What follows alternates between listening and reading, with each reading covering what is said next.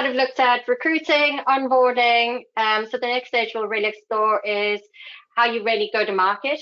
Now, in my 20 odd plus years careers in the channel, one of the most consistent criticisms I've heard levied against partners or any kind of channel strategy is that our partners just want to be given leads rather than generating their own opportunities. Now, personally, I don't think it's always a fair criticism, but it does point to a gap between partner and vendor expectations sometimes in what the expectation is for partners to be proactively marketing, generating opportunities, bringing new customers to the vendor, and what the vendor brings. So my next question, Penny, as a go-to-market advisor, I think the next question is for you to start, is how do you bridge that gap, right? What are some of the tactics and strategies you've seen be really effective to get partners to actually go out and proactively market, create those opportunities, nurture new opportunities, and obviously accelerate that close? So Penny, start with you. Sure. So this is like as old as the channel, right? Partner-led versus partner-fed, right? Are you looking for them to grow the business? Are you looking for them to fulfill the business? And usually it's that nice mix of two, right? That's really where you want to be. And a lot of vendors, I think, struggle with, okay, why are my partners not, right? Why are they not going out and proactively going after opportunity? And the first thing I ask them to do is really look at what they've enabled their partners to do. Have you enabled your partner to actually go out and lead opportunities? Do you give them access to the right tools and demo materials? Do you have a quoting system? Do they have to involve a salesperson before they can actually go after that opportunity? Because that's going to substantially limit their willingness to go out and go after these opportunities and try and drive new deals. Because if they have to get your sales team's buy-in and support before they go after an opportunity, they can't truly lead the deal. They might be able to go along for the ride, but that's going to inhibit their ability to do that. Also, just even the ability to demo the solution, right, without having access, right? Do they have the right access to those tools? So that's sort of the first piece, right? Do you have the right capabilities enabled, and are you driving the right behaviors, right? So from a compensation standpoint, are your teams incented to engage partners earlier in the sales cycle versus engaging them at the end when the deal is already done to say, hey, I brought you this great deal, right? So truly building that partnership is really key if you want them to engage earlier in the sales cycle and start driving those opportunities.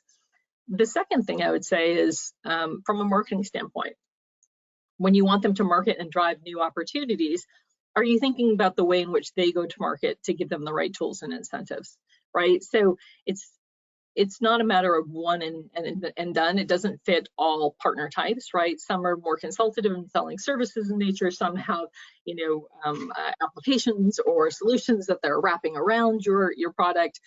So are you providing them with the right solutions? So, for example, you don't want to just give them a standard, here's a series of emails and digital ads and et cetera that you can go execute, and here's how to execute them.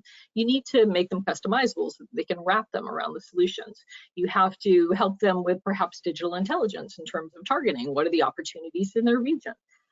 You can make sure that when you're putting together your materials and your content to enable them for growth, that you're thinking about where they play, right? So for example, would it help them to go after new opportunities if you introduce them to your partner ecosystem so that they're forming stronger partnerships to go to market together? And then lastly, I would say, think about this from a planning process, right? It's no longer really, I think, that sort of what we used to call spray and pray, right? Send it out to everyone, hope something comes through.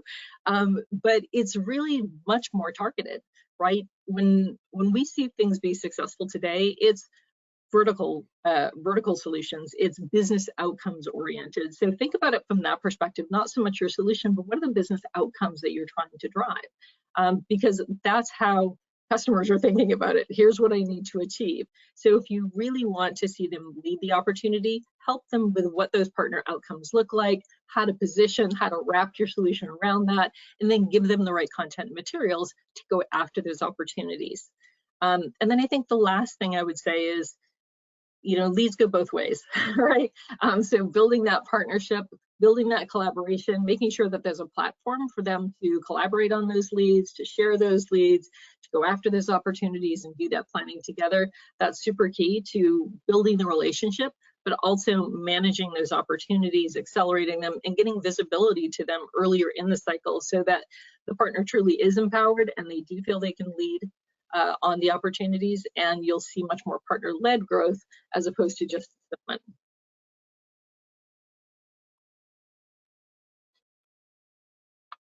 Sorry, I'm still on mute there. Jennifer, Kenneth, anything to add to that? No, not for me. No, that's really good, Penny. No, nothing I want to point out in it for the sake of it. That's brilliant. Yeah, I will say what Penny said was spot on. I couldn't agree more. But I'll even tie in that poll question that you said was the training and enablement. It really comes down to that. People sell what they know. So education is critical, and making it easy, back to the ease of doing business, making sure that you have that. The demo gear, again, you sell what you know, you get the equipment in their hands or the technology in their hands, empower them to be knowledgeable. And again, once they have that, and then incentivize them. If incentives are big, whether you have promotions or whatnot, and then customizable content, I'm just gonna tie on. I can't add more to what Penny said because it really was great. Great advice. Yeah, pretty much covered everything there. Okay, so I think